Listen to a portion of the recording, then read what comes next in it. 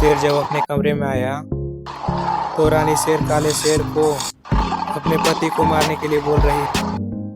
तभी शेर उन दोनों को देख लेते हैं। फिर रानी शेर और काला शेर रोमांस दोनों करने लगते हैं। फिर शेर का बच्चा देखकर रोने लगता है। फिर राजा शेर उन दोनों को बंदी बना लेता है।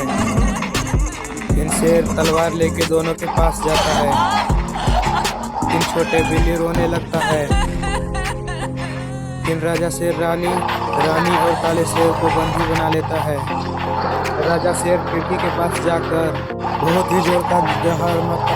फिर काले शेर का दोस्त आ जाते हैं तो काले शेर और रानी दोनों हंसने लगते हैं। फिर उसके दोस्त शेर की तरफ दौड़ते हुए फिर दोनों का युद्ध प्रारंभ हो जाता है। ये सब देख के शेर का बच्चा डर जाता है। फिर राजा शेर को हराकर बंदी बना लिया जाता है। फिर काले शेर बोलता है, यहाँ का राजा अब मैं हूँ। शेर राजा चुपचाप बंदी होकर देख रहा था। तभी उसका बच्चा छोटा शेर खजाने के कमरे में जाता है।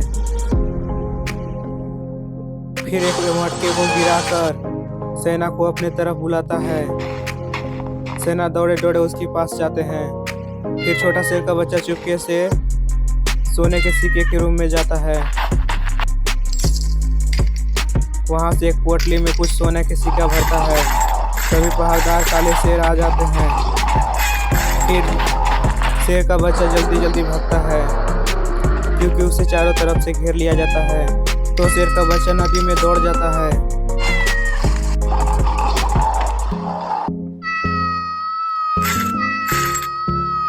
फिर दौड़ते दौड़ते दौड़ते छोटा शेर का बच्चा लोमड़ियों के पास जाता है।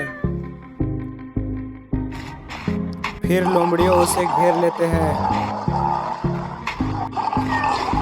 फिर उसे घेर के अपने राजा के पास ले जाते हैं।